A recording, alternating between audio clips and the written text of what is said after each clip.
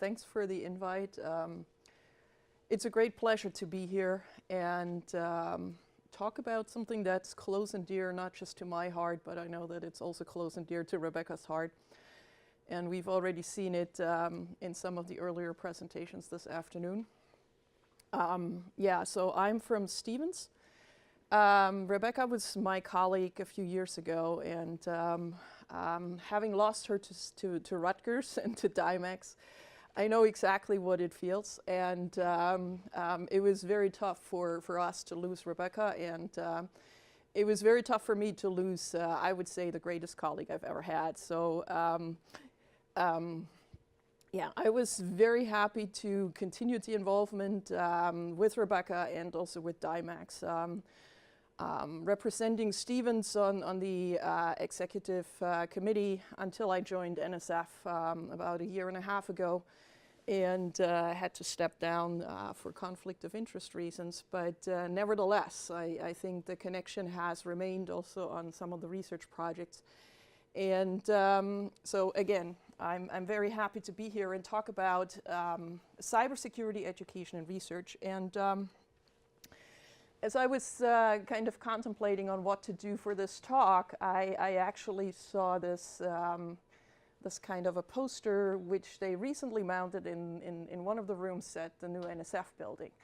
And so as some of you may know, NSF moved to a new location, and within the last few weeks they have started to beautify some of the rooms and the public spaces. And so this was one of the posters that showed up, and I thought, wow, this is exactly what I needed, because it perfectly expresses some of the needs and some of the topics that are going on. And I think we heard it already earlier, the bridging in some of the research talks, and also in the dean and the department director mentioning this building the bridges. And the saying that actually is below "be the bridge," it's hard to read here because I cropped this off the internet. And but what it says is, problems become opportunities when the right people join together. And in looking at this, I think, be a bridge, be the bridge. It's the theme of DIMACS, okay? And it's actually the theme of DIMACS by design, okay? If you go online and you review the mission statement, the structure of DIMACS and the programs, right?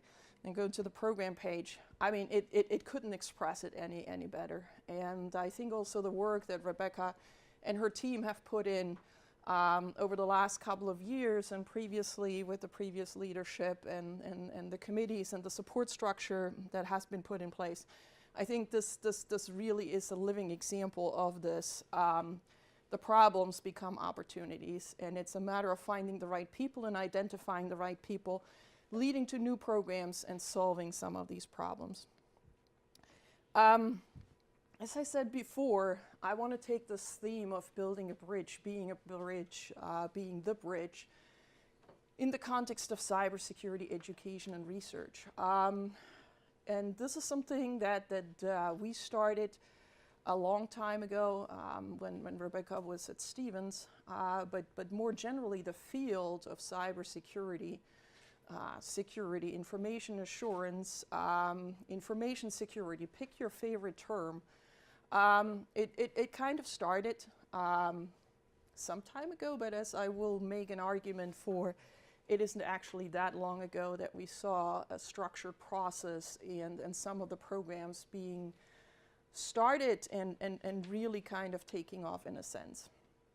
And so before I go into some of the recent developments and talking about some of the challenges and maybe trying to provide an assessment as to where we stand and what the challenges are going forward, I'm trying to kind of put a couple of elements and characteristics up front in terms of what is it that makes cybersecurity maybe very different from some of the other disciplines or fields that we see, and where maybe the need for integration of education and research has a different flavor than I would argue we see it in cybersecurity. So I'm preaching to the choir in saying, you know, that cybersecurity is ever changing. The modern word for that is, I guess, agile. It requires agile behavior of everybody who is involved in this. Attacks that we saw yesterday may not be the same attacks that we see today. Solutions or approaches that we took to thwart some of them yesterday may not work for what we're seeing today. So it's kind of keeping everybody on their toes. It's this kind of a cat and mouse game that we see on a continuous basis. And the question really is, how does this translate into the kinds of questions and challenges that we're facing when we actually do cybersecurity education? How do we help our students understand this kind of a theme, and how do we make sure that our educational programs are actually meeting this kind of a challenge? The next thing that we see is, well, it's multidisciplinary, and when we've seen this already here with the talks today, and also, I mean, if I went back now, you see that it's also at the core of what DIMACS is. We can have discussions over what is cybersecurity and where does it belong. Maybe in the early days it was mainly coming out of math and computer science. Then we can argue, is it more computer science or more engineering? Is it more hardware-based or software-based? Of course, nowadays we fully understand, and you know, we don't have to argue much over the fact that it also includes ethics, law, business, all of the kind of adjacent areas and kind of application-driven areas as well, where cybersecurity is permeating into. And, well, in terms of, you know, when everything started, we've seen some changes where cybersecurity has changed from something that has, you know, been the topic for the geeks to cybersecurity really matters for everyone's life today. Okay, we've had the development with the internet and the IoT, and maybe the next step is now the post-quantum. So it's something that we have to keep in mind, and we really have to keep this in mind when it comes again to the educational aspect. How do we build meaningful programs so that what education is supposed to be is prepare our students for a lifelong career? And how do we actually achieve this? And I think especially now with these few characteristics, and there's probably many more that we could put up there, the question is, how do we do this in a meaningful fashion? Who do we need to educate? At what level? When? You know, do we do this? We heard, you know, we need to create some interest already in middle school. Do we even have to go further down into elementary school or into pre-K? And where do we do this? Is this just now in the traditional setting? Do we have to have more of an outreach? Do we have to have more of a kind of gen ed kind of an education that permeates all of our degree programs at an institution of higher education? These are kinds of questions. For some of them, we maybe have an initial kind of an answer, and for many, I think we are probably still struggling with that. So I guess we don't need to argue over the fact that cybersecurity research has a long history, but when we look at cybersecurity education, just cybersecurity education itself, aside from kind of just seeing, you know, some individualized courses, maybe some courses on some of the crypto aspects, or some topics showing up in some other courses, whether this is networking or operating systems and we're not. A real focused effort is something that started about 20 years ago. And it actually started with the realization, especially coming out of the government, that there is a desperate need to have some sort of a workforce development in order to protect the national infrastructure. And I think this is very interesting because we keep hearing the same kinds of things today, right? So even 20 years later, we kind of still hear the need for workforce development, and I'll come back to that as we talk more about some recent developments and where we stand and what's left to be done. But so about 20 years ago, the challenge was taken on in two different directions and two different kind of initiatives that really spurred the development of many of the programs and many of the directions and many of the education efforts in cybersecurity as we see them today. For one, the NSA actually started the so-called designations, Centers of Excellence in Information Assurance Education. I took the press release from '99, where the first 7 institutions actually received this kind of a designation.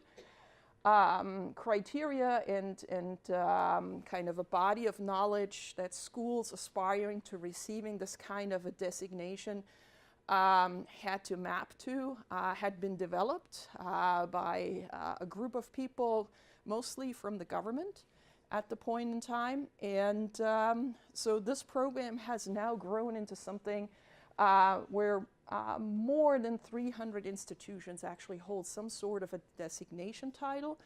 Not just in information assurance, but a research designation was added in 2008, and then one in cyber operations was actually added in 2011. There is also a designation that recognizes educational programs on the community college level. And so we've seen a development that has really led to a widespread development of these kinds of programs that aspire to some level of standard as we know it, especially in the computer science and engineering field when it comes to accreditation. And there is an interesting development that I'm going to talk about a few slides down. Kind of in parallel, there was a development of a group. It's now referred to as the Colloquium for Information System Security Education. They had their first gathering in '97, and it's kind of a consortium of industry, academia, and government trying to support this new movement and this new need for cybersecurity education and really bringing the players together. And on the next slide, I'm really going to talk about a paper that came out of this first gathering, which is very interesting because it points to some of the key elements. And again, the interesting part is that we see them still today in terms of the need and necessity for us to move forward with this. And on the NSF side, this designation piece here and kind of this recognition for certain programs was then supported by a scholarship program. At the time, the Scholarship for Service program actually had 2 components: a capacity building program that allowed schools with the designation to apply for funds to develop the creation and to support the creation of educational programs in cybersecurity. And at the same time, for those schools that already had these programs in place or used prior funds to put them in place, to actually offer scholarship money to students with the requirement for the students to later on work in the government as in return for having received a really generous kind of a scholarship. Just very recently, for the recent submission and recent solicitation, NSF actually eliminated the capacity building component of the scholarship program because under the Secure and Trustworthy Cyberspace program, we now have a capacity building component. And also, as I said before, cybersecurity and cybersecurity education has become something that has, a permeating effort. And we have seen a lot of programs come and being introduced. And so this need to spur this kind of a development and give some sort of an incentive is no longer as urgent as it was 20 years ago. Okay, so this is one of the papers or one of the talks that was given back in 1997 by Matt Bishop, who is really one of the main drivers still to this day in cybersecurity education. And when you go through this paper, you realize that there is a lot of elements that are still valid to this day, even though 20 years have passed. So one of the things is that we have to recognize that education to all of this is very much at the core and at the center of this. And this is particular also in the context of different drivers and different interests, especially also today, when we see that we're faced with numbers showing a workforce shortage, of millions. And the question is, how do we fill this? And of course, one of the drivers could be to just do a little bit of training instead of kind of really being focused on the education and thinking about a lifelong career. and kind of the challenges and the possible pitfalls that come with that. It also talks about the different kinds of levels of education on the undergraduate and the graduate level, and especially also points to the need for research and integrating research. And this is a piece that I also wanted to talk about a little more, and in the interest of time, I'm not going to belabor too much more about Matt Bishop's paper here, but certainly recommend that you take a look if you're interested in kind of seeing the developments in some of the pressing issues even as we have them today. So one of the recent developments that has actually led to some sort of a better manifestation of what we've seen as a designation coming out of the government sector started a few years ago, 2014, and has continued to this day, starting with what was referred to as the Cyber Education Project. And at the time, the question was, how should one actually look at this in the context of cyber? And the terminology that was used at the time was cyber science as kind of maybe a potential use of a different term than cybersecurity, being more encompassing and not just really looking into more of the computational aspect of the field. That was actually met with a lot of resistance, and in the end, the effort reverted back to cybersecurity and split actually into two different teams.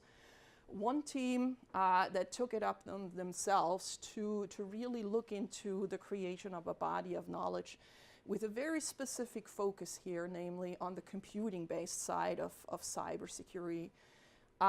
This joint task force was stood up by ACM and IEEE together, and I cropped off actually the map here, but the joint task force reached out and had members from across the world in establishing this body of knowledge, kind of giving directions as to what cybersecurity education program should include.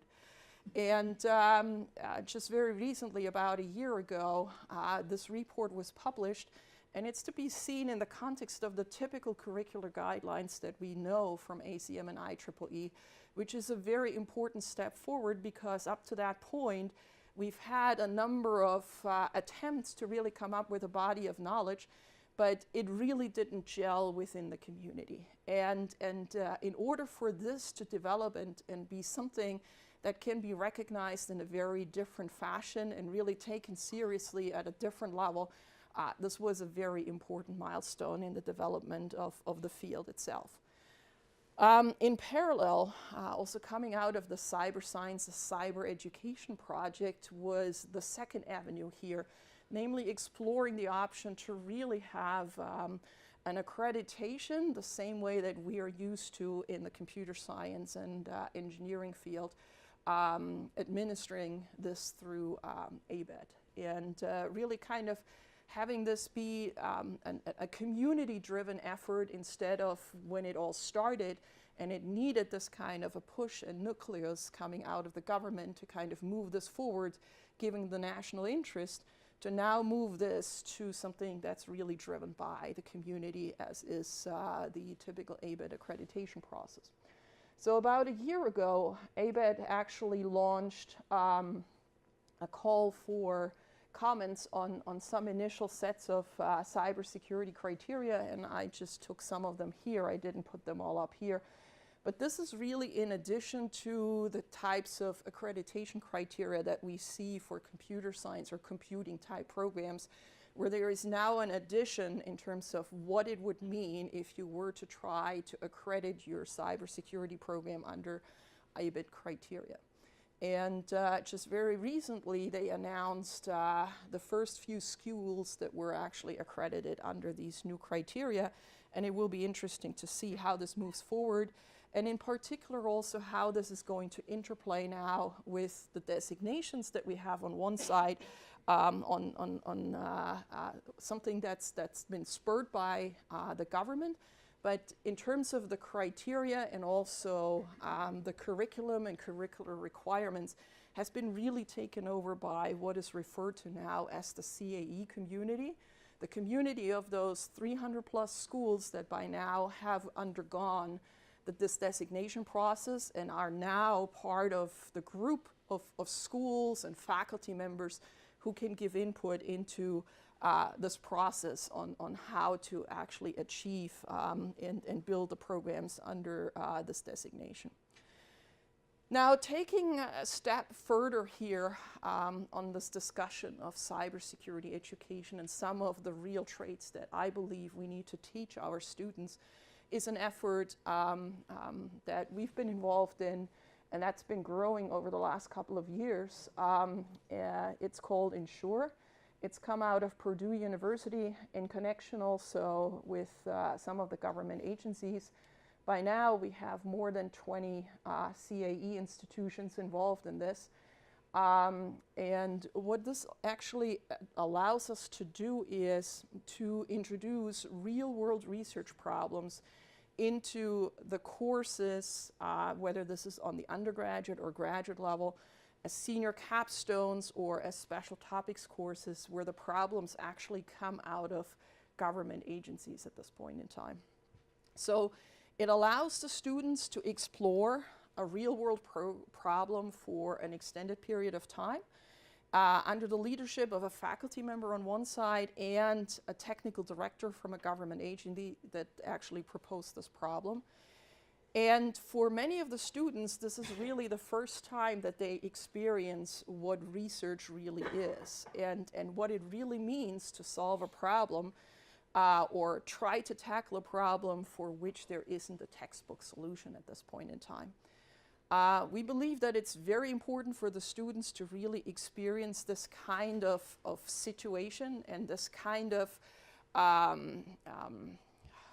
uncertainty in addressing something that's actually coming out of the real world, because this is what they're going to experience once they hit the actual workforce and have to deal with this on a daily basis. That it's unknown problems, it's new problems with not a solution yet in front of them, and them trying to make some progress on a daily basis, and also learning to live and work with the pitfalls. And while we've seen this kind of, trial and error and really kind of learning the research processes on a PhD level in all other disciplines, and in particular also in computer science, given the agility of cybersecurity, given the nature of cybersecurity, it is very important that we actually teach this to our students, and we can't just limit it to the PhD level, but we really have to bring this down into all of our educational programs where we teach our students aspects of cybersecurity. And this is a wonderful way of doing this. Another recent advance that we've seen in kind of advancing cybersecurity education is referred to as the C5 program. It is on one side kind of a pathway program reaching into the community college arena in building a pathway from the community college to four-year institutions. And at the same time, it also has a component in developing some course materials that can be used in a context of something similar to the recently introduced AP Principles in Computer Science, kind of in the direction of AP Principles in Cybersecurity. That's really what this is aspiring to. And again, this really goes in the context, in the greater context of cybersecurity, and how far do we have to reach down, and who do we have to reach at what point in time, in order for us to really deal with this workforce problem that we're facing and the great need of educating our students in a proper fashion. So in looking at all of this and looking back at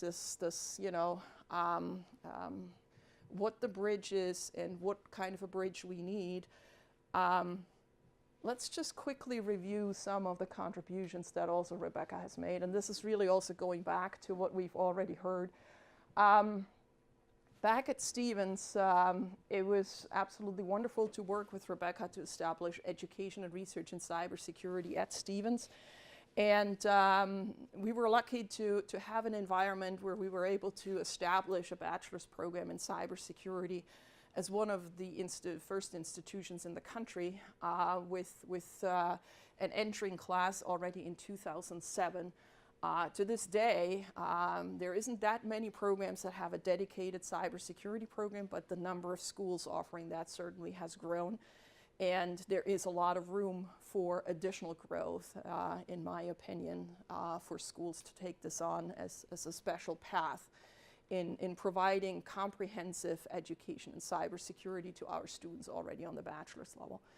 I'm not going to repeat all that we've heard already as far as Rebecca's contribution in cybersecurity education and research, but I truly think that Rebecca has made a tremendous impact in bridging cybersecurity and education, and really kind of bringing both sides to the table and furthering the field in cybersecurity in a very special way. And so thank you, Rebecca, for all you've done at Stevens, at DIMACS, and really beyond in terms of the community.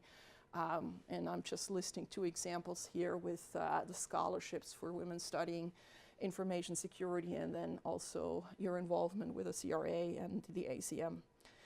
So the question is, are we there yet? Is it all done? Is it all finished? Is it all sufficient? And my claim is no. We've accomplished a lot, and I think it's pretty impressive. And it is because of people like Rebecca who've really taken this on as an opportunity. It is because of institutions like DIMACS who've taken it on. Again, it's the problems that become opportunities when the right people actually join together. And so this truly has happened, and we have seen a lot of positive developments over the last 20 years. And probably many could not have imagined how far we've come. But we have to go much, much further. As I said, depending on where you look at and what kind of statistic you actually believe in, but the workforce shortage is big. And we've seen recent publications on this side. We've seen the president actually coming out with executive orders. We've seen responses from NIST in terms of how to address the workforce shortage, and there is a lot that's left to be done. So we're at a beginning point here, and we really have to think about, as a community, how we can handle this and how we can actually pursue the next steps together, how far we have to reach down. The BPC was already, the broadening participation in computing has already been mentioned again. Rebecca has been instrumental already in starting some of the programs, and we have to really take it not just for computing, but we have to look at it from the cybersecurity perspective. The numbers are equally grim, if not even worse, and we really need the broadening participation in cybersecurity here as well. One of the challenges that we haven't tackled really in cybersecurity yet is the professionalization, and that could be an element that can help us in terms of further building the field and also further building the workforce.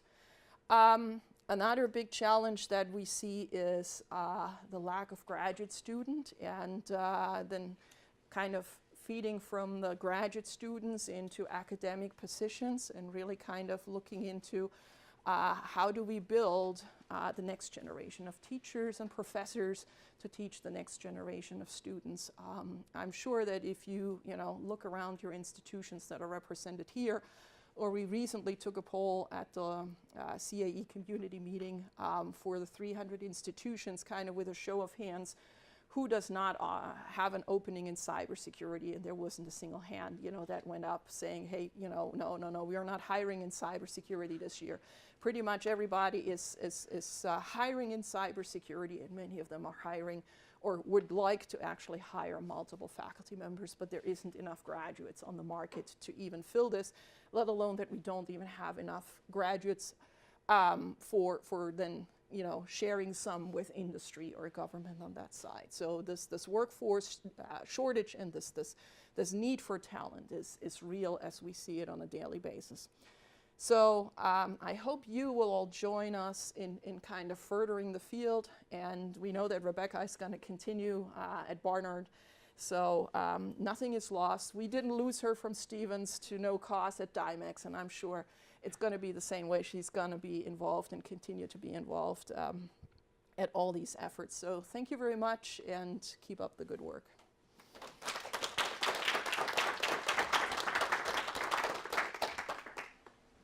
Any questions? Yes. Do you think it's a good time for, say, medium-sized four-year institutions to split off and have a separate cybersecurity degree besides computer science?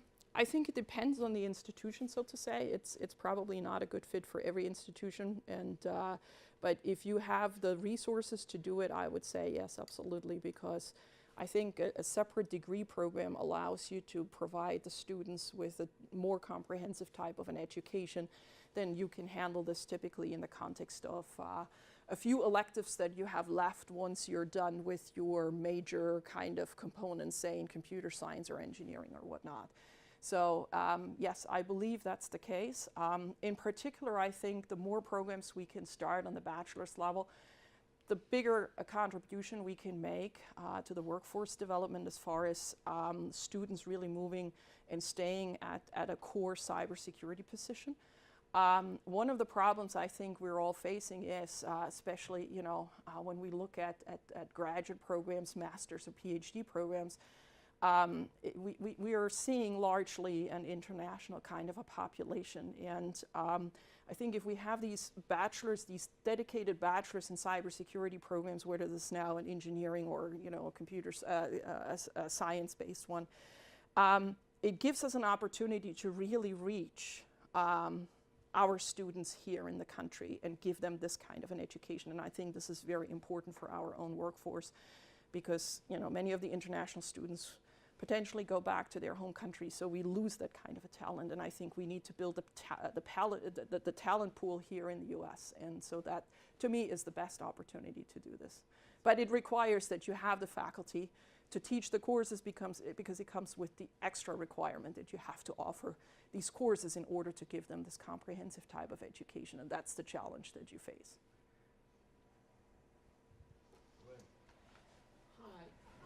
So I noticed the first 7 schools, Yeah. well, not exactly the schools that spring to mind, Jen, and as somebody who does empirical software engineering, do you find that well, it's sort of a 2 question. Do you find that the schools that are most attracted to this are not the elite schools, and this isn't meant as disparagement, but the non-elite schools. And one of the things, I have a connection with the University of Central Florida. Yeah, yeah. Mm-hmm.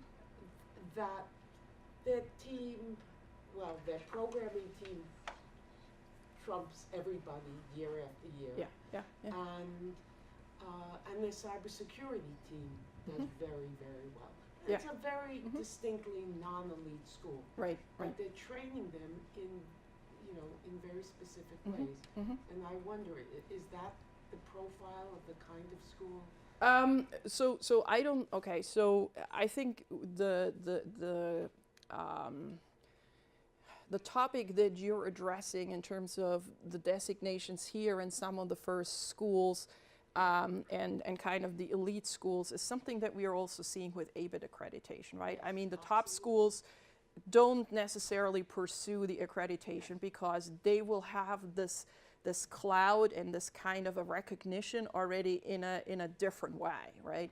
And so what this designation does and what the accreditation through ABIT does is that it really provides these schools with a means to show the rigor and the comprehensiveness of their programs and kind of the competitiveness of the programs, right? That they are teaching the right set of elements, and that what has been established as kind of a baseline is actually there, so that there is value in attending these schools, and that these schools really provide a valuable and an important contribution in terms of the development of the workforce.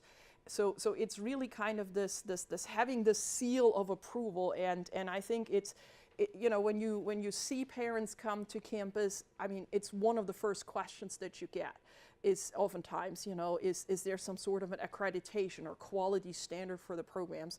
And so this designation that was started through the NSA and then was adopted also by the DHS a few years later, has really filled this void that we had with cybersecurity, that we couldn't really show the credibility, right? I mean, it was a new kid on the block, and when Rebecca and I started with this effort, right? I mean, we had to go through the different committees, curriculum committees, and one of the questions that we had to field was really this: isn't this just something that's hype and really hot right now, but it's going to go away in 5 years, right? And so this kind of a designation and showing this interest from not just a small group, but really something that's been established by a larger community is something that you can use to now kind of put this on a very different stand. And of course, today, I mean, we don't have to face these questions anymore, right? I mean, because cybersecurity is really in the news every single day. And so I think it's taken on a very different kind of a perspective as far as parents is concerned, and considering this as a serious and viable option as a degree program for their kids. But that was part of the question, Okay, but that sorry, wasn't yeah. really the focus of my Okay, question. sorry then. I'm yeah. wondering, are you getting interest are you seeing interest in the elite schools in whether they go through this accreditation or not?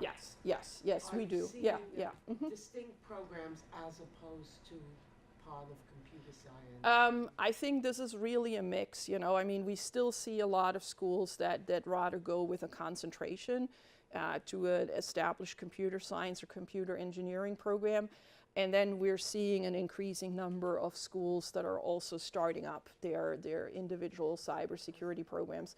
I think it's really on a school-by-school basis to decide which way to go.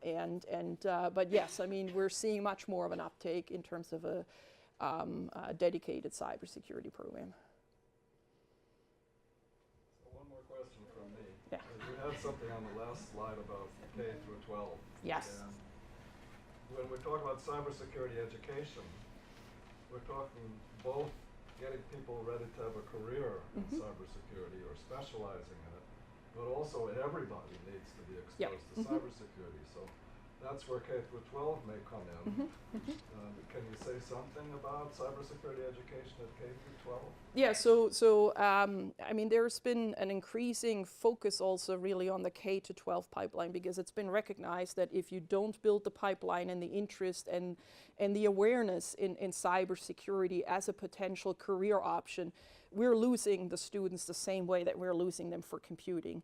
And so it is crucially important that on one hand, we already train and educate the students at that level in terms of adopting some cybersecurity measures and cybersecurity hygiene, and then actually moving into this as we progress through the educational system in really making sure that they understand the need for cybersecurity talent. And there's been a program that has started a few years ago. It's called Gen Cyber, where they run Gen Cyber camps at institutions across the nation, providing summer camps for students throughout the K to 12 level, mostly focused at this point in time on middle school and high school, simply because of the logistics and whatnot, and also high school teachers and middle school teachers, to really have this kind of an outreach and allow for this establishing of the pipeline, building the pipeline so that we have more students going into this with an interest, possibly considering this as a career path, and then really pursuing this career path. And hopefully, you know, a few years down the road, we can report numbers or slight inclines the same way that we've seen it with the numbers for Rutgers computer science. So, yeah. Sounds good. All right, one more and then I really like your talk.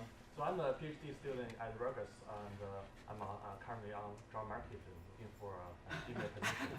Actually, for the last year, the year I was thinking like how to be a professor like in cybersecurity area, and I think the cybersecurity is really a complicated area. It is multidisciplinary, including like mathematics, cryptography, like physics, and healthcare and mobile computing, many areas, and it's also so close to people's lives, like from like different from different cultures, like education levels. So I was thinking like how to like get the inputs from the like multiple disciplines and also from the people from different walks, every walks of the life. So then I know that the bridging education and research is a significant way to get the inputs from the discipline, multiple disciplines and people from every walks of the life. So can you give some suggestion to the young professor to bridging the education and the research? Well, so I mean, first of all, I'm excited to hear that you're considering a faculty job and becoming a professor and you know, helping us educate the next generation. So I think an important component is really for you to take on students at all levels and really get engaged and get the excitement up. I think we have to find a way to really tap into the potential of undergraduate students and bringing them into graduate school. And I think the competition that we're seeing as far as, you know, high-paid jobs in industry is something that is a huge challenge for us, right? I mean, if an undergraduate as a freshman can make, you know, $30 an hour at an industry internship, we are faced with questions: why should I continue with my education when I can actually execute the job that they're asking me to do, and I'm well paid and I'm not racking up, you know, huge amounts of debt here in this sense. So we need to create excitement, okay? Because it's the excitement what keeps the students pursuing this and really seeing the importance of that. So this is the challenge that we're facing, in my opinion. So create excitement amongst your students, create the excitement early on to interest them in a master's and later on in a PhD program, so that we can keep the pipeline filled as far as educating the next and the next after that generation of scholars. And that to me is one of the key elements that we have to achieve. Thank you so Thanks.